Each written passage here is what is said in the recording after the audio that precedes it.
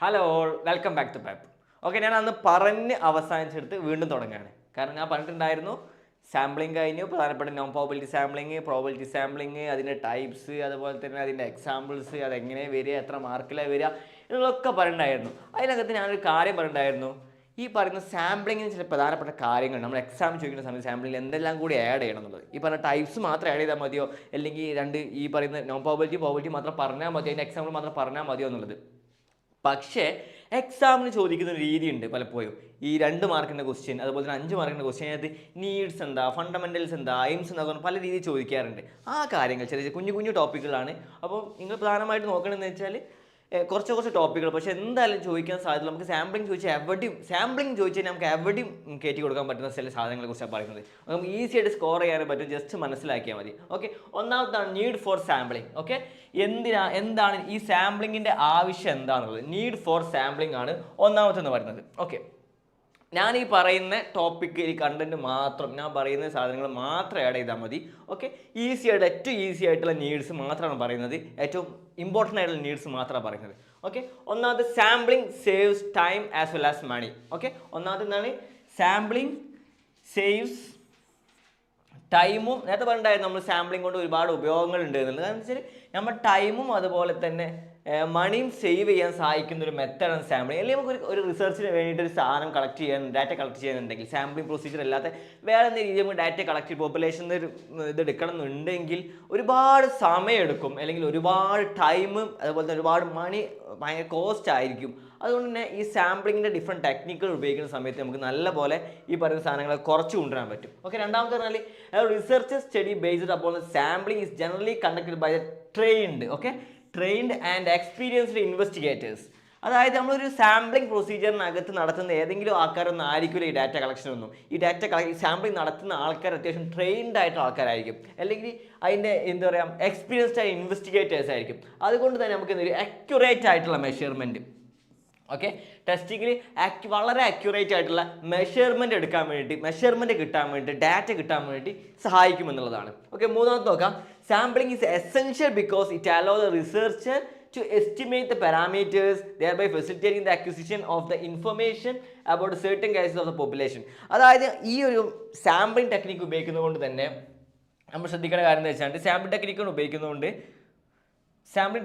ഉപയോഗിക്കുന്നത് കൊണ്ട് നമുക്ക് പ്രധാനപ്പെട്ട ഒരു ഉപയോഗം എന്ന് വെച്ചാൽ നമുക്ക് ഏറ്റവും അബൌട്ട് സെർട്ടൻ ക്യാരക്ടറിസ്റ്റിക്സ്, ഓക്കെ, നമുക്ക് ഏറ്റവും ആവശ്യമുള്ള ക്യാരക്ടറിസ്റ്റിക്സ് ഏതാണോ അത് ചൂസ് ചെയ്യാം. ഓക്കെ, ഒരു പ്രത്യേക ടെക്നിക്ക്, ഇപ്പോൾ നോൺ പ്രോബിലിറ്റി സാമ്പിളിംഗ് ഒക്കെയാണ് എടുക്കുന്നതെങ്കിൽ അതിൽ പ്രത്യേക ചില ടെക്നിക്ക് എടുത്ത് നമുക്ക് കൃത്യമായി ഡാറ്റ ഇൻഫർമേഷൻ അക്യൂസ് ചെയ്യാൻ വേണ്ടി പോപ്പുലേഷന് സഹായകമാവും എന്നുള്ളതാണ് മൂന്നാമത്തെ പറയുന്നത്. ഓക്കെ, അടുത്തെന്ന് പറയുന്നത് നാലാമത് sampling is indispensable when the dealing with population that have an infinite number of members. അതായത് ഒരു സാമ്പിളിങ്ങിന് മറ്റൊരു നീഡ് എന്താണെന്ന് വെച്ചാൽ ഒരു പോപ്പുലേഷൻ എന്ന് പറയുമ്പോൾ വലിയൊരു പോപ്പുലേഷൻ ആയിരിക്കും, 10,000 ലക്ഷക്കണക്കിന് ആൾക്കാരുള്ള പോപ്പുലേഷൻ ആയിരിക്കും. ഓക്കെ, നമുക്ക് അതിൽ നിന്ന് കൃത്യമായിട്ടുള്ള അതിനെ റെപ്രസെൻ്റ് ചെയ്യുന്ന ഒരു റെപ്രസെൻ്റ് ചെയ്തിട്ടുള്ള ഒരു ഡാറ്റ കിട്ടണമെന്നുണ്ടെങ്കിൽ നമ്മൾ എന്ത് ചെയ്യണം, ഈ പറയുന്ന മുഴുവൻ പോപ്പുലേഷനെയും ഇറങ്ങി ചെന്ന് ഡാറ്റ കളക്ട് ചെയ്യാനുള്ള പോസിബിൾ അല്ല. അപ്പോൾ നമ്മൾ എന്ത് ചെയ്യും, ആ ഇൻഫൈനൈറ്റ് നമ്പർ ഓഫ് ആൾക്കാരിൽ നിന്ന് കിട്ടാൻ വേണ്ടി നമ്മൾ സാമ്പിളിംഗ് പ്രൊസീജിയർ വഴി നമുക്കറിയാം സാമ്പിളിംഗ് എന്ന് പറഞ്ഞാൽ റെപ്രസെൻറ്റേഷനാണ്. ഓക്കെ, ഇപ്പം ഉദാഹരണത്തിന് ഇപ്പോൾ നമ്മൾ ഒരു ഇലക്ഷനൊക്കെ ആരെങ്കിലുമൊക്കെ ഈ പറയുന്ന ലോകസഭയൊക്കെ അല്ലെങ്കിൽ നിയമസഭയൊക്കെ എത്തുന്നതെന്ന് വെച്ചാൽ ആ ഒരു മണ്ഡലത്തിലത്തെ മുഴുവൻ ആൾക്കാരുടെയും മുഴുവൻ റെപ്രസെൻ്റ് ചെയ്തിട്ടായിരിക്കും. അതായത് വലിയൊരു പോപ്പുലേഷന് ആ ഒരു സാമ്പിളായിരിക്കും നമ്മൾ മുഴുവൻ റെപ്രസെൻ്റ് ചെയ്യുക. അതാണ് ഇതിന് ഏറ്റവും വലിയ ഉപയോഗം എന്ന് പറയുന്നത്. നമ്മളിപ്പോൾ ഒരു ഡാറ്റ കളക്ട് ചെയ്യുമ്പോൾ 10,000 കണക്കിന് ആൾക്കാരുണ്ടെങ്കിൽ അതിൽ നമ്മൾ 1000 പേരോ അല്ലെങ്കിൽ 500 പേരോ എടുത്തിട്ട് ഈ 10,000 ആൾക്കാരുടെ റെപ്രസെൻ്റ് ആയി കാണിക്കുന്നത് കൊണ്ട് തന്നെ നമുക്ക് കൃത്യമായിട്ട് എന്ത് ചെയ്യും, ആ ഒരു ഡാറ്റ ഈ പോപ്പുലേഷൻ ആണെന്ന് പറയാൻ പറ്റും. ഓക്കെ, പിന്നെ sampling aids to form with accurate and scientifically sound judgement about the population which essential of making generalisation after the study of concluded. ഒരു സ്റ്റഡി കൺക്ലൂഡ് ചെയ്താണെങ്കിൽ മുന്നേ തന്നെ നമുക്ക് കൃത്യമായി ജനറലൈസേഷനിൽ എത്തണമെന്നുണ്ടെങ്കിൽ അക്യുറേറ്റ് ആൻഡ് സയന്റിഫിക്കലി ആയിട്ടുള്ള ഒരു ഇത് കൺക്ലൂഡ് ചെയ്യും. ജനറലൈസേഷനിൽ എത്തണമെന്നുണ്ടെങ്കിൽ ഈ പറയുന്ന സയന്റിഫിക് ആയിട്ടുള്ള സാമ്പിളിങ്ങിലൂടെ, കൃത്യമായിട്ടുള്ള സാമ്പിളിംഗ് ടെക്നിക്കിലൂടെയാണ് നമ്മൾ പറയുന്ന ഡാറ്റ കളക്ഷൻ അല്ലെങ്കിൽ ജനറലൈസബിലിറ്റിക്ക് എത്തുന്നതാണ്. അപ്പോൾ ഓക്കെ, അപ്പോൾ നിങ്ങൾ നീഡ് ഫോർ സാമ്പിളിങ്ങിനകത്ത് പ്രധാനപ്പെട്ട നീഡ് എന്താണെന്ന് ചോദിച്ചു കഴിഞ്ഞാൽ ഈ പറയുന്ന 1 2 3 3 2 5 പോയിന്റ്സ് ഉള്ളത്. ഓക്കെ, നമുക്ക് 10 മാർക്ക് ചോദിക്കണമെങ്കിൽ ഈ പറയുന്ന 5 പോയിന്റ് എഴുതിയിട്ട് അതിനകത്ത് എന്ത് എക്സ്പ്ലെയിൻ ചെയ്യണം. 5 മാർക്കാണെങ്കിൽ 5 ടോപ്പിക് അല്ലെങ്കിൽ 5 പോയിന്റ് എഴുതിയൊക്കെ തന്നെ മുഴുവൻ മാർക്കും കിട്ടും. ഓക്കെ, അടുത്ത ഭാഗത്തേക്ക് പോകാം. പിന്നെ ഫണ്ടമെന്റൽസ് ഓഫ് സാമ്പിളിംഗ്, എന്തൊക്കെ ഫണ്ടമെന്റൽസ് ആണ് സാമ്പിളിങ്ങിന് ഉള്ളതെന്നുള്ളത്. ഓക്കെ, നീഡ്സും ഫണ്ടമെന്റൽസും എയിംസും എല്ലാം ഒരുപോലെ ഫീൽ ചെയ്യുന്നുണ്ടായിരിക്കും. പക്ഷേ എന്താണ് ഒരു സാമ്പിളിങ്ങിന്റെ ഫണ്ടമെന്റൽസ്? ഒക്കെ പ്രധാന സാമ്പിളിംഗ് എന്ന് പറയുമ്പോൾ അതിൻ്റെ ഒരു സത്യം എന്താണെന്നുള്ളത് നോക്കാം. ഓക്കെ, ഒന്നാമത് ഈ പറയുന്ന 4 സാധനങ്ങളെ കുറിച്ച് നമ്മൾ പറയും. വെറും 4 ഫണ്ടമെന്റ്സ്. ഒരു നിങ്ങൾ ഏത് പുസ്തകം റെഫർ ചെയ്യുകയാണെന്നുണ്ടെങ്കിലും ഏതൊരു ഗൂഗിളിലോ എവിടെ ചെക്ക് ചെയ്യുകയാണെന്നുണ്ടെങ്കിലും നിങ്ങൾക്ക് പല രീതിയിൽ ഫണ്ടമെന്റ്സ് കാണാൻ പറ്റും. പക്ഷെ നമുക്ക് ഏറ്റവും എല്ലാ കാര്യങ്ങളും ഉൾക്കൊള്ളിച്ചാണ് പറയുന്ന ഒരു 4 ഹെഡിങ്സ് ഉണ്ട്, 4 ബ്രോഡർ ആയിട്ടുള്ള ടേംസ് ഉണ്ട്. ഒക്കെ ഒന്നാമത് സ്റ്റാറ്റിസ്റ്റിക്സ് ആൻഡ് പാരാമീറ്റേഴ്സ്. സ്ഥിരമായിട്ട് ചോദിക്കുന്ന ക്വസ്റ്റ്യാണ് സ്റ്റാറ്റിസ്റ്റിക്സ്. നമുക്ക് എന്താ വെച്ചാൽ ഇത് മാത്രമായിട്ട് 2 മാർക്ക് ക്വസ്റ്റ്യൻ ചോദിക്കാറുണ്ട്. ഓക്കെ, 2 മാർക്ക് ചോദിക്കാറുണ്ട്. അതുപോലെ തന്നെ സാമ്പിളിംഗ് ഫ്രെയിം ചോദിക്കാറുണ്ട്. ഓക്കെ, നമുക്ക് അറിയാം സാമ്പിളിംഗ് ഫ്രെയിം ചോദിക്കാറുണ്ട്. അതുപോലെ തന്നെ കോൺഫിഡൻസ് ഇന്റർവെൽ എന്താണ്, സിഗ്നിഫിക്കൻസ് ഇന്റർവെൽ എന്താ, അതും ചോദിക്കാറുണ്ട്. ചിലപ്പോൾ കോൺഫിഡൻസ് ഇന്റർവെൽസ് മാത്രം ചോദിക്കാറുണ്ട്, അതുപോലെ തന്നെ സിഗ്നിഫിക്കൻറ്റ് ഇന്റർവെൽസ് മാത്രം ചോദിക്കാറുണ്ട്. പിന്നെ നമ്മൾ സാമ്പിളിംഗ് ഡിസൈൻ എന്താ, സാമ്പിളിംഗ് ഡിസൈനെ കുറിച്ച് മുന്നേ പറഞ്ഞിട്ടുണ്ടായിരുന്നു. എന്താ ഡിസൈൻ എന്നും എങ്ങനെ ഡിസൈൻ സെലക്ട് ചെയ്യുന്നതൊക്കെ പറഞ്ഞിട്ടുണ്ടായിരുന്നു. ഓക്കെ, മുന്നത്തെ ക്ലാസ്സുകൾ നോക്കിയൊക്കെ മനസ്സിലാവും എന്തൊക്കെയായിരുന്നു സാമ്പിളിംഗ് ഡിസൈൻ എന്നും സാമ്പിൾ ഡിസൈൻ എങ്ങനെ സെലക്ട് ചെയ്യുന്നതൊക്കെ. നമ്മൾ എന്തിനാ ആവശ്യം ഒരു റിസർച്ച് മെത്തഡോളജിൻ്റെ സ്റ്റെപ്സ് നോക്കുന്ന സമയത്ത് നമ്മൾ ഏറ്റവും ഇമ്പോർട്ടൻ്റ് ആയി പറഞ്ഞ കാര്യമായിരുന്നു സാമ്പിൾ ഡിസൈൻ. അപ്പോൾ ഈ ഒരു 4 സാധനങ്ങൾ 1 2 3 4 ഈ 4 സാധനങ്ങളാണ് നമ്മൾ പറയുന്ന ഫണ്ടമെന്റൽസ് എന്ന് പറയുന്നത്. ഒന്നാമത്തത് പറയുന്നത് സ്റ്റാറ്റിസ്റ്റിക്സ് ആൻഡ് പാരാമീറ്റേഴ്സ്. സ്റ്റാറ്റിസ്റ്റിക്സും പാരാമീറ്റേഴ്സും നമ്മളുടെ വ്യത്യാസം എന്നാ ജസ്റ്റ് നോക്കുക അല്ലേ. സ്റ്റാറ്റിസ്റ്റിക്സ് എന്ന് പറയുന്ന സമയത്ത് statistics the numerical value based upon the sample. Okay, statistics എന്ന് പറയുന്ന സമയത്ത് ഈ പറയുന്ന numerical value. Okay, numerical value നമ്മൾ സാമ്പിളിൽ നിന്നാണ് ഒരു ഡാറ്റ എടുക്കുന്നതെങ്കിൽ ഓക്കെ അതിന് പറയുന്ന പേരാണ് ഈ പറയുന്ന സ്റ്റാറ്റിസ്റ്റിക്സ് എന്നാണ്. Statistics the numerical value of sample. അങ്ങനെയാണെന്നുണ്ടെങ്കിൽ നമ്മളിപ്പോൾ പാരാമീറ്റർ എന്ന് പറയുന്ന സമയത്ത് നമ്മൾ പോപ്പുലേഷൻ ആണ് എങ്കിൽ ഇത് എടുക്കുന്നതെങ്കിൽ ന്യൂമറിക്കൽ വാല്യൂ അല്ലെങ്കിൽ ബേസ് നമ്മൾ ആ ഒരു വാല്യൂ എടുക്കുന്നെങ്കിൽ എന്ന് പറഞ്ഞ പേരാണ് ഈ പറയുന്ന പാരാമീറ്റേഴ്സ് എന്നുള്ളത്. ഓക്കെ, സിമ്പിളായിട്ട് പറയുകയാണെങ്കിൽ ഇപ്പോൾ ഒരു മീൻ എടുക്കുകയാണ്. അപ്പം അതിനൊരു ആവറേജ് മീൻ എടുക്കുന്നത് നമ്മൾ സാമ്പിൾ നിന്നാണെന്നെങ്കിൽ അതിന് പറഞ്ഞ പേരാണ് സ്റ്റാറ്റിസ്റ്റിക്സ്. ഇതേ സാമ്പിളും ഇതേ ഒരു ആവറേജ് മീൻ നമ്മൾ എടുക്കുന്നത് പോപ്പുലേഷൻ ആണെന്നുണ്ടെങ്കിൽ അതിനെ പാരാമീറ്റേഴ്സ് എന്ന് പറയും. ഓക്കെ, സിമ്പിൾ അല്ലേ. അപ്പോൾ ഇതെന്താണെന്നുള്ളത് ജസ്റ്റ് ഒന്ന് പറയാം. ഇതിൻ്റെ എക്സാമ്പിൾ പറഞ്ഞു കഴിഞ്ഞാൽ ഈ പറയുന്ന മുഴുവൻ മാർക്ക് വെക്കും. ഓക്കെ, സാമ്പിളും സ്റ്റാറ്റിസ്റ്റിക്സും പാരാമീറ്റേഴ്സും എന്നുള്ള വ്യത്യാസം എന്താണെന്ന് മനസ്സിലായിട്ട് വിചാരിക്കുന്നു. അടുത്തത് സാമ്പിളിംഗ് ഫ്രെയിം എന്താണെന്നുള്ളത്. ഓക്കെ, സ്ഥിരമായിട്ട് ഞാൻ അവിടെ നമ്മൾ ഈ പറയുന്ന നോൺ പ്രോബബിലിറ്റിയും സാമ്പിളിങ്ങിൻ്റെ ഒക്കെ ഡിസഡ്വാൻറ്റേജ് ആയി പറയുന്ന സമയത്ത് നമ്മൾ പലപ്പോഴും പറയാനുണ്ട് lack of sampling frame. Okay, sampling frame നഷ്ടപ്പെടുന്നുണ്ട്. അപ്പോൾ ശരിക്കും എന്താ സാമ്പിളിംഗ് ഫ്രെയിം എന്നുള്ളത് നോക്കാം അല്ലേ.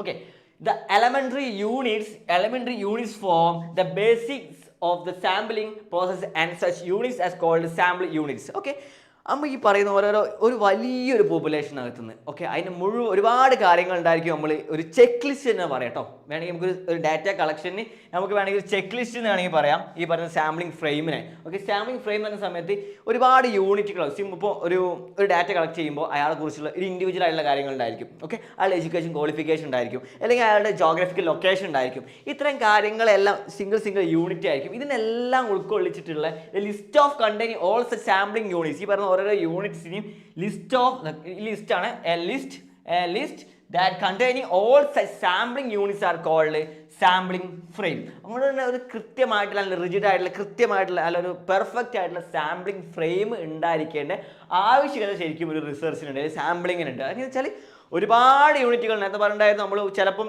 പ്രോബബിലിറ്റി സാമ്പിളിംഗ് നമ്മൾ റാൻഡം സെലക്ട് ചെയ്യുന്ന സമയത്ത് നമുക്ക് സ്പെസിഫിക് ആയിട്ടുള്ള സാധനം കിട്ടാൻ വേണ്ടി അല്ലെങ്കിൽ സ്പെസിഫിക് ആയിട്ടുള്ള സാധനം എന്താ പറയുക ഒരു ഡാറ്റ കളക്ട് ചെയ്യാൻ വേണ്ടി നമ്മൾ എന്ത് ചെയ്യും, നല്ലൊരു സാമ്പിളിംഗ് ഫ്രെയിം ഉണ്ടാക്കും. ഈ സാമ്പിളിംഗ് ഫ്രെയിം പറഞ്ഞാൽ ഈ ഗ്രൂപ്പ് ഓഫ് സാമ്പിളിംഗ് യൂണിറ്റ്സ് ആയിരിക്കും. ഈ സാമ്പിളിംഗ് യൂണിറ്റ്സിൻ്റെ ആ ഒരു ചെക്ക് ലിസ്റ്റ് എന്ന് പറഞ്ഞ പേരാണ് സാമ്പിളിംഗ് ഫ്രെയിം എന്നുള്ളത്. ഓക്കെ, ഇങ്ങനെ ചോദിക്കാറുണ്ട്. ഇത് 4 മാർക്കും 5 മാർക്കൊക്കെ ചോദിക്കാറുണ്ട്, 2 മാർക്കും ചോദിക്കാറുണ്ട്. അപ്പം ജസ്റ്റ് ഇങ്ങനെ എക്സാമ്പിൾ ചെയ്താൽ ജസ്റ്റ് എക്സാമ്പിൾ ചെയ്യുന്ന സമയത്ത് എന്താണ് സാമ്പിളിംഗ് ഫ്രെയിം എന്ന് അറിയാം. ഓക്കെ, നമ്മൾ ആദ്യം സാമ്പിളിംഗ് യൂണിറ്റ് ജസ്റ്റ് ഒന്ന് മെൻഷൻ ചെയ്യുക.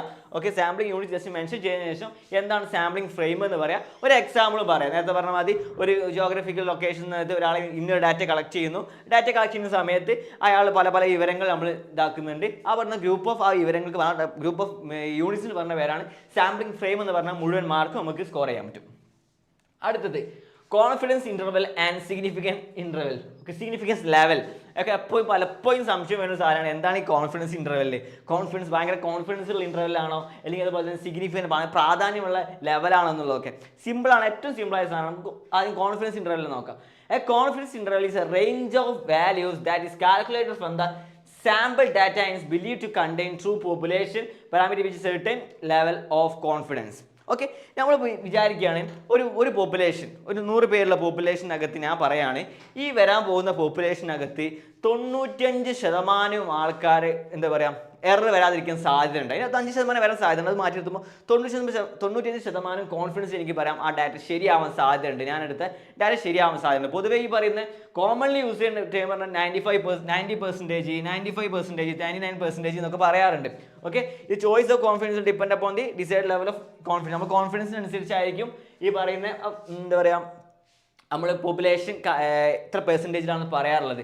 എന്തെന്ന് വെച്ചാൽ നമ്മൾ ഈ പറയുന്ന വാല്യൂ, ഇപ്പോൾ ഉദാഹരണത്തിന് ഇപ്പോൾ ഒരു 5%, അപ്പോൾ ഞാൻ ടോട്ടലി ഈ ഒരു പോപ്പുലേഷനകത്തുള്ള ആൾക്കാർ ഹൈറ്റാണ് ഇതാക്കുന്നത്. ഓക്കെ, ഒരു ആവറേജ് എടുത്തു, ഒരു 165 ഒരു ആവറേജ് ആയിട്ട്. അപ്പോൾ ഞാൻ പറയാണ് ഈ വരാൻ പോകുന്നതിൽ 165 പ്ലസ് ഓർ മൈനസ് 5% ഈ പറയുന്ന കറക്റ്റ് ആവാൻ സാധ്യതയുണ്ട്, എൻ്റെ ഇൻ്റർവെൽ കറക്റ്റ് ആവാൻ സാധ്യതയുണ്ട്. അതിൻ്റെ അർത്ഥം അത് 160 ആവാം, 165 ആവാം, വേണമെങ്കിൽ 155 ആവാം. മീൻസ് മനസ്സിലായി, 5%. ചിലപ്പോൾ അത് എന്താ പറയുക 5% ആയിരിക്കും, ചിലപ്പോൾ അത് ഈ പറയുന്ന 1% ആയിരിക്കും. മീൻസ് 95% ശരിയാവാൻ സാധ്യതയുണ്ട്, 99% ശരിയാവാൻ സാധ്യതയുണ്ട് എന്നൊക്കെ പറയുന്നതാണ് കോൺഫിഡൻസ് ഇൻ്റർവെൽ. എങ്ങനെയാണെങ്കിൽ സിഗ്നിഫിക്കൻസ് ലെവൽ എന്തായിരിക്കും? ഓക്കെ, നമ്മൾ സ്ഥിരമായിട്ട് കേൾക്കുന്ന സിഗ്നിഫിക്കൻസ് ലെവൽ എന്താണ്? ഇത് സിമ്പിളായിട്ട് പറയാൻ പറ്റും. സിഗ്നിഫിക്കൻസ് ലെവൽ അത് നമ്മൾ നോട്ട് ചെയ്യുന്നതാണ്. ആൽഫയാണ്. ഓക്കെ, ആൽഫയാണ് നോട്ട് ചെയ്യാറുള്ളത്. ഇതിൻ്റെ ഡിനോട്ട് ചെയ്യുന്ന ലെറ്റർ ആൽഫയാണ്. Often denote alpha is the probability making type 1 error is ഒരു ടെസ്റ്റിനകത്ത് ടൈപ്പ് 1 എറർ വരാനുള്ള പ്രോബബിലിറ്റിയാണ് സിഗ്നിഫിക്കൻസ് ലെവൽ എന്ന് പറയുന്നത്. ഓക്കെ, അതായത് ട്രൂ ആയിട്ടും അതിനെ റിജക്റ്റ് ചെയ്യാനുള്ള സാധ്യതയെ കുറിച്ച് പറയാനുള്ളത്, ശരിയായിട്ടും അതിനെ റിജക്റ്റ് ചെയ്യാനുള്ള സാധ്യതയെ കുറിച്ചാണ് ഈ ടൈപ്പ് 1 എറർ പറയുന്നത്. With represent threshold which you are willing to reject null hypothesis it is not significant evidence to so it the predefined value choose ചെയ്യുമ്പോൾ റിസർച്ച് നമ്മൾ ആദ്യം ചൂസ് ചെയ്യും. ഞാൻ ചൂസ് ചെയ്യുന്നത് ഒരു 5% എററുള്ള അല്ലെങ്കിൽ ഒരു 0.5 ആണ് സിഗ്നിഫിക്കൻറ്റ് ലെവൽ. ഓക്കെ, 0.5 നേരത്തെ പറഞ്ഞിട്ടുണ്ടായിരുന്നു. മറ്റേ നേരെ ഈ പറയുന്ന എത്ര ആയിരുന്നോ ഈ പറയുന്ന അവരുടെ കോൺഫിഡൻസ് ഇൻ്റർവെല്ലിൽ അതിൽ ഒമിറ്റ് ചെയ്ത ബാക്കി ഭാഗ്യമുണ്ടല്ലോ 5%, അതിന് പറയുന്ന പേരാണ് ഈ പറയുന്ന significant level. Significant level 0.5 means you are willing to accept the 5% chance. Okay, 95 ആണെന്നുണ്ടെങ്കിൽ അല്ലെങ്കിൽ 95% ഈ പറഞ്ഞ കോൺഫിഡൻസ് ഇൻ്റർവെല്ലുള്ളടുത്ത് ഈ പറയുന്ന 5% ചാൻസ് മേക്കിംഗ് ടൈപ്പ് 1 എറർ വരാൻ സാധ്യത. റിജക്റ്റിനുള്ള ഹൈപ്പോത്തസിസ് വെൻ ഇറ്റ് ട്രൂ ആയിട്ടും ആ ടെസ്റ്റിനകത്ത് 5% എറർ വരാൻ സാധ്യതയുണ്ട്, അല്ലെങ്കിൽ അതാണ് അതിൻ്റെ സിഗ്നിഫിക്കൻസ് ലെവൽ എന്നാണ് പറയുന്നത്. ഓക്കെ, അപ്പോൾ ഇത് രണ്ടും ജസ്റ്റ് മനസ്സിലാക്കിയാൽ സെയിം സാധനം തന്നെയാണ്. മീൻസ് സെയിം സാധനമല്ല, സെയിം കോൺസെപ്റ്റ് സിമ്പിളാണ്. ഓക്കെ, എന്താണ് സിഗ്നിഫിക്കൻസ് ലെവൽ എന്നും അതുപോലെ തന്നെ എന്താണ് കോൺഫിഡൻസ് ഇൻ്റർവെൽ എന്നും. അപ്പോൾ രണ്ടും മനസ്സിലാക്കി രണ്ടുമായിട്ട് ചോദിക്കാറുണ്ട് കേട്ടോ. ഓക്കെ, ഞാൻ അടുത്ത് നോക്കാം. Sampling design. എന്താണ് സാമ്പിളിംഗ് ഡിസൈൻ നമുക്ക് നോക്കാം അല്ലേ. സാമ്പിളിംഗ് ഡിസൈൻ ഒരുപാട് തന്നെ പറഞ്ഞാൽ ഒരു ഡാറ്റ അല്ലെങ്കിൽ ഒരു ഡാറ്റ കളക്ട് ചെയ്യാനും ഒരു റിസർച്ച് മെത്തഡോളജി ഫോളോ ചെയ്യാനും ഒരു റിസർച്ച് എങ്ങനെ മുന്നോട്ട് പോകണമെന്ന് തീരുമാനിക്കുന്നത് സത്യം ഒരു മെത്തഡോളജിയാണ് സാമ്പിളിംഗ് ഡിസൈൻ എന്ന് പറയുന്നത്. It refers to methodological systematic plan for selecting a sample. ഒരു പോപ്പുലേഷനകത്ത് അത് നമ്മുടെ ആവശ്യം, നമ്മൾ റിസർച്ചിലോ ഒരു സർവേക്കകത്തോ ഒരു പോപ്പുലേഷൻ്റെ ഇത് ഡാറ്റ കളക്ട് ചെയ്യുന്ന സമയത്ത് നമ്മൾ ഉപയോഗിക്കുന്ന മെത്തേഡ്സ് ആണ്. സിസ്റ്റമാറ്റിക് ആയ പ്ലാൻ ആണ്. ഓക്കെ, ഇതാണ് ടേം ഞാൻ എപ്പോഴും പറയാറുണ്ട്, ഒരു കീ ടേം എല്ലാത്തിലും ഉണ്ടായിരിക്കും. ഇവിടെ സിസ്റ്റമാറ്റിക് പ്ലാനോട് കൂടി ഡാറ്റ കളക്ട് ചെയ്യുന്നത് അല്ലെങ്കിൽ പോപ്പുലേഷൻ സാമ്പിൾ കളക്ട് ചെയ്യുന്നതിന് പറയുന്ന പേരാണ് സാമ്പിളിംഗ് ഡിസൈൻ, അല്ലെങ്കിൽ ആ ഒരു മെത്തേഡ് പറയുന്ന പേരാണ്, മെത്തഡോളജി എന്ന് പറയുന്ന പേരാണ് സാമ്പിൾ ഡിസൈൻ എന്ന് പറയുന്നത്. It's A well structured sampling design is essential for ensuring that the sample accurately. Okay, ഒരു നല്ല വെൽ ഡിസൈൻഡ് ആയിട്ടുള്ള വെൽ സയൻറ്റിഫിക് ആയിട്ടുള്ള ഒരു നമുക്കൊരു എന്ത് പറയുക സാമ്പിളിംഗ് ഡിസൈൻ വേണം. എന്നാൽ മാത്രം നമുക്ക് അക്യുറേറ്റ് ആയിട്ട് ഈ പറയുന്ന പോപ്പുലേഷൻ ഇൻട്രസ്റ്റും അതുപോലെ തന്നെ നമുക്ക് വേണ്ടി ഒരു റിലയബിൾ ആയിട്ടുള്ള റിസൾട്ട് കിട്ടാൻ നമുക്ക് എന്ത് വേണം? ഒരു റിലയബിൾ ആയിട്ടുള്ള ഒരു സിസ്റ്റമാറ്റിക് ആയിട്ടുള്ള സയൻറ്റിഫിക് ആയിട്ടുള്ള മെത്തഡോഡിക്കൽ ആയിട്ടുള്ള ഒരു സാമ്പിളിംഗ് ഡിസൈൻ വേണം എന്നുള്ളതാണ്. ഓക്കെ, ഒരു പോപ്പുലേഷൻ ഡിഫൈൻ ചെയ്യുന്നുണ്ടെങ്കിൽ അതിനൊരു സാമ്പിൾ ഡിസൈൻ എന്തായാലും ചെയ്യണം. ഒരു ഡിറ്റർമൈൻ സാമ്പിളിംഗ് ഫ്രെയിം ഉണ്ടാവണം. അത് ഡിറ്റർമൈൻ സാമ്പിൾ പ്രൊസീജിയർ പ്രോബബിലിറ്റി ആണോ നോ പ്രോബബിലിറ്റി ആണോ എങ്ങനെയാണോ എന്നൊക്കെയുള്ളത് പിന്നീട് ഇതാണ് മൊത്തത്തിലുള്ളത്. ഈ ഡിസൈനാണ്. ഓക്കെ, ഞാനിപ്പം എടുക്കാൻ പോകുന്ന ഒരു ഡാറ്റ കളക്ട് ചെയ്യാൻ പോകുമ്പോൾ നമുക്ക് റിസർച്ചിൻ്റെ ആവശ്യത്തിന് റിസർച്ചിൻ്റെ ആവശ്യമായിട്ട് ഞാനൊരു ഡാറ്റ കളക്ട് ചെയ്യാൻ പോകുന്നു. അപ്പോൾ ഞാൻ ആദ്യം തീരുമാനിക്കുകയാണ് ഏത് പോപ്പുലേഷൻ എടുക്കണം, ഏത് ഡിസൈൻ ചൂസ് ചെയ്യണം. ഓക്കെ, പ്രോബബിലിറ്റി വേണം, നോൺ പ്രോബബിലിറ്റി വേണം, എങ്ങനെ ഏത് മെത്തഡിൽ ഉപയോഗിക്കണം, ഈ പ്രോബബിലിറ്റിന് ഏത് മെത്തഡ് ഉപയോഗിക്കണം, നോൺ പ്രോബബിലിറ്റിന് എങ്ങനെ എടുക്കാൻ പറ്റും, എനിക്ക് എത്രയുള്ള ആക്സസിബിലിറ്റി ഉണ്ട്, എത്ര കൺവീനിയൻ്റ് ആണ്. ഓക്കെ, കോട്ട ഉണ്ടാക്കണോ, സ്ട്രാറ്റ ഉണ്ടാക്കണോ എന്നൊക്കെ പറയുന്ന രീതി രീതിയിൽ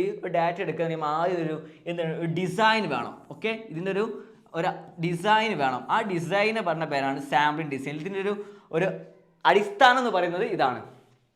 ഓക്കെ, ഒരു സാമ്പിൾ ഡിസൈൻ എന്താണെന്ന് കൂടി നോക്കാം. ഓക്കെ, നിങ്ങൾ സാമ്പിൾ ഡിസൈൻ ചോദിക്കാറുണ്ട്, മുന്നേ പറഞ്ഞതായതൊന്നും ജസ്റ്റ് നോക്കാം.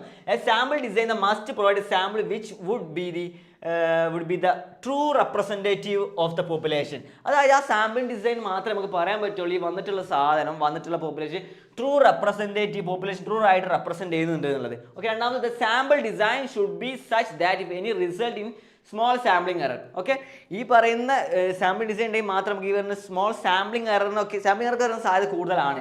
ഓക്കെ, അതൊക്കെ പറയാൻ പറ്റുള്ളൂ. The sample design must allow the controlling systematic bias in sampling. സാമ്പിളിംഗിൽ ഉണ്ടാവുന്ന ബയാസുകളെ കൺട്രോൾ ചെയ്യാനൊക്കെ എവിടെയാണോ നമുക്കൊരു എറർ വരുന്നത്, ഓക്കെ, നമുക്കിപ്പോൾ ഒരു ഡാറ്റ കളക്ഷനിൽ ഭയങ്കര ബുദ്ധിമുട്ട് ഫീൽ ചെയ്യുന്നുണ്ട്, എന്ത് ഡാറ്റ കൃത്യമായി കിട്ടുന്നില്ല എന്നൊക്കെ നമ്മൾക്ക് തോന്നുന്ന സമയത്ത് നമ്മൾ എവിടെ നോക്കേണ്ടത്, എൻ്റെ സാമ്പിളിംഗ് ഡിസൈനിൽ എന്തെങ്കിലും പ്രശ്നമുണ്ടോ?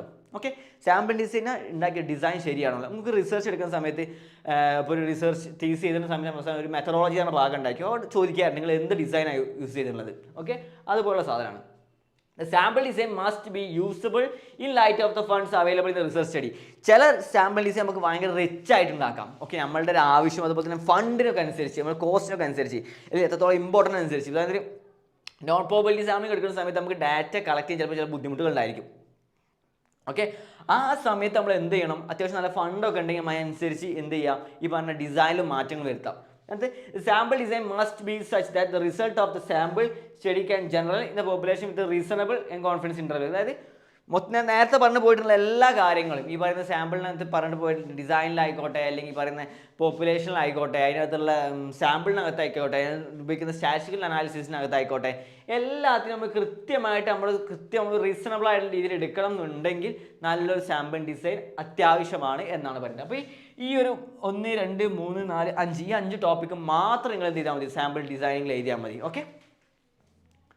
ഓക്കെ, ഇനി എന്തെല്ലാം ഫാക്ടേഴ്സ് ആണ് ഈ പറഞ്ഞ സാമ്പിൾ എന്താ പറയുക ഇൻഫ്ലുവൻസ് സാമ്പിളിംഗ് ഡിസിഷൻ, ഒരു സാമ്പിളിംഗ് ഡിസിഷനിൽ നമ്മളെ ഇൻഫ്ലുവൻസ് ചെയ്യുന്ന ഫാക്ടേഴ്സ് അല്ലെങ്കിൽ ബാധിക്കുന്ന ഘടകങ്ങൾ എന്തൊക്കെയാണ് ഒരു സാമ്പിളിംഗ് ഡിസിഷനിൽ നമ്മളെ ബാധിക്കുന്ന ഘടകങ്ങൾ എന്തൊക്കെയാണെന്നുള്ളത്. ഓക്കെ, ഒന്നാമത് പറയുന്നത് സൈസ് ഓഫ് ദി പോപ്പുലേഷൻ, രണ്ടാമത് cost involve in the obtaining elements, മൂന്നാമത് convenience and accessibility of the elements. ഈ 3 കാര്യങ്ങളും പ്രധാനപ്പെട്ട ഒരുപാട് വേറെ കാര്യങ്ങളുണ്ടാവും, അത് നമ്മൾ ബ്രോഡറായിട്ട് നമുക്ക് 3 ടേമിൽ മാത്രം പറയാം.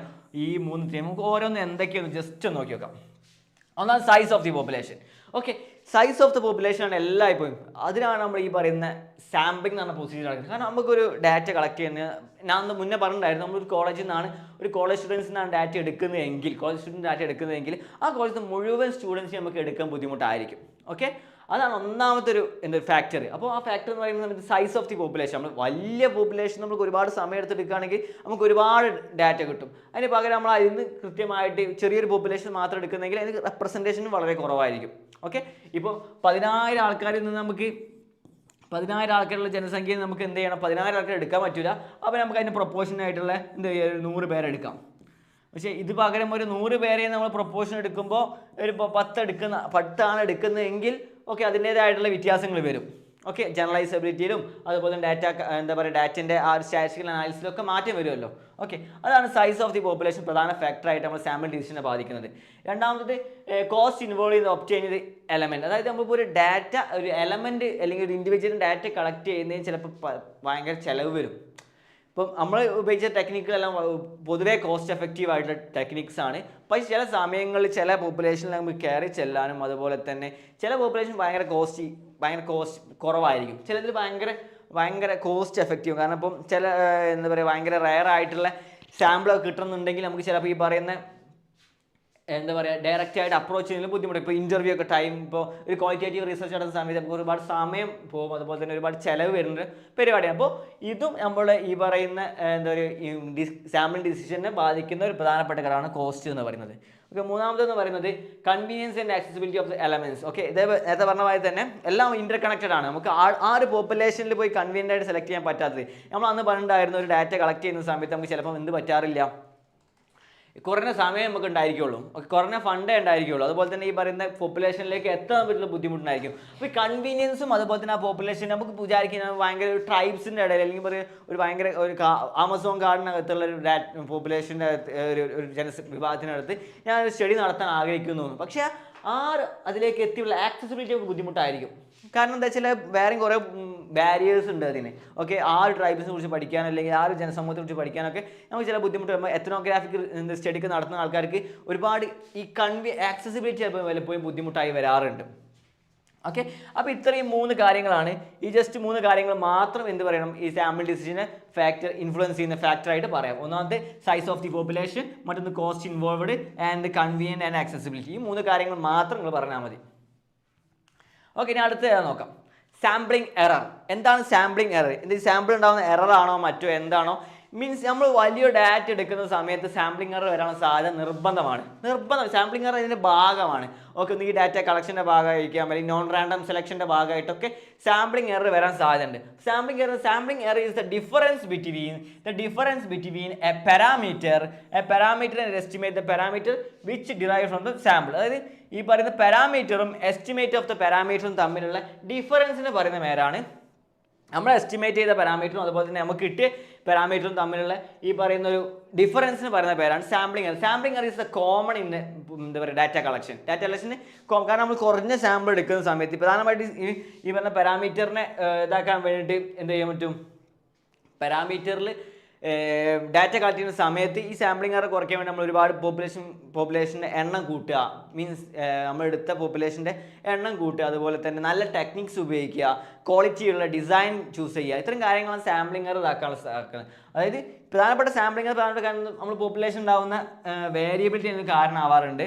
ഓക്കെ, അതുപോലെ തന്നെ ഈ സൈസ് ഓഫ് ദി സാമ്പിളിൻ്റെ സൈസും പ്രധാനപ്പെട്ട കാരണങ്ങളാണ് സാമ്പിളിംഗ് എറർ വരാൻ കാരണം. ഒന്ന് വേരിയബിലിറ്റി ഓഫ് ദ പോപ്പുലേഷൻ ഉണ്ടാകുന്ന വേരിയബിലിറ്റി. അതായത് നമുക്കെടുത്ത് ഒരു പോപ്പുലേഷൻ ആണ് നമ്മൾ സ്ട്രാറ്റിഫൈഡ് ഒന്നും ആക്കിയിട്ടില്ലെങ്കിൽ, കോട്ട ഒന്നും ആക്കിയിട്ടില്ലെങ്കിൽ നമുക്ക് എന്ത് വയ്ക്കാറുണ്ട്, ഇപ്പോൾ പറഞ്ഞ മിക്സ്ചർ ഓഫ് എക്സും വൈയും സെഡും പല പല പല പല പല കാറ്റഗറികൾ ആൾക്കാരൊക്കെ നമ്മൾ ഇതിൽ നിന്നൊക്കെ പിക്ക് ചെയ്യുമോ അല്ലെങ്കിൽ സെലക്ട് ചെയ്യുമ്പോൾ മെത്തഡ് സെലക്ട് ചെയ്യുന്ന സമയത്ത് ഉണ്ടാകുന്ന വേരിയബിലിറ്റി, പോപ്പുലേഷൻ ഉണ്ടാകുന്ന വേരിയബിലിറ്റി ഇതിന് കാരണമാവാറുണ്ട്. പിന്നെ ഒന്ന് സൈസ് ഓഫ് ദി സാമ്പിൾ. നേരത്തെ പറഞ്ഞ മാതിരി വലിയൊരു പോപ്പുലേഷനകത്ത് നമ്മൾ കുറഞ്ഞ റെപ്രസെൻറ്റേഷൻ എടുക്കുന്ന സമയത്ത് അതും ഒരു കാരണമായിട്ട് വരാറുണ്ട്. അപ്പോൾ അതിന് നമ്മൾ ചെയ്യേണ്ടതെന്ന് വെച്ചാൽ ഈ പറഞ്ഞ സാമ്പിൾ സൈസ് കൂട്ടുക. ഓക്കെ, ഒന്നാമത് സാമ്പിൾ സൈസ് കൂട്ടുക. ഓക്കെ, നല്ല മെത്തേഡ്സ് യൂസ് ചെയ്യുക, നല്ല മെത്തേഡ്സ് യൂസ് ചെയ്യുക. അതായത് നല്ല എന്താ പറയുക പ്രോബബിലിറ്റി നല്ല ടെക്നിക്സ്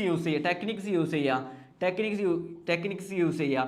അതുപോലെ തന്നെ ഇമ്പോർട്ടൻ്റ് ആയിട്ടുള്ള മറ്റൊരു കാര്യമാണ് ഈ പറഞ്ഞ എക്സ്പേർട്സിനെ കൊണ്ട് ചെയ്യിക്കുക. ഓക്കെ, ഏതെങ്കിലും ആളെ കൊണ്ട് ചെയ്യുന്ന എക്സ്പേർട്സിനെ കൊണ്ട് ചെയ്യിക്കുക. അതുപോലെ തന്നെ നല്ല സാമ്പിളിംഗ് ടെക്നിക്കുകൾ, നേരത്തെ പറഞ്ഞ സാമ്പിളിംഗ് ടെക്നിക്കുകൾ യൂസ് ചെയ്യണം. അതുപോലെ തന്നെ നല്ല സാമ്പിളിംഗ് ഡിസൈൻസ്, അല്ലെങ്കിൽ നല്ല റിസർച്ച് ഡിസൈൻസ് ആണെന്നുണ്ടെങ്കിൽ ഈ പറയുന്ന എറർ വരാനുള്ള സാധ്യതയും കുറവാണ്. ഓക്കെ, ഇത്രയും കാര്യങ്ങളാണ് ഇമ്പോർട്ടൻ്റ് ആയിട്ട് നമുക്ക് ഇന്ന് പറയാനുള്ളത്. ഇതിനകത്ത് ഇന്ന് നമ്മൾ പറഞ്ഞിട്ടുണ്ടായിരുന്നത്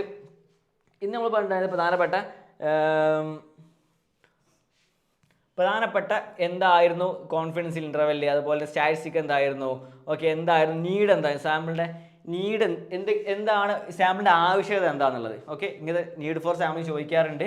ഓക്കെ, അത് എന്താണ് ഏതാണ് ജസ്റ്റ് 5 പോയിന്റ് പറയാം. ഫണ്ടമെന്റൽസ്, ഈ 4 ഫണ്ടമെന്റൽസ് എന്താണെന്ന് പറയാം.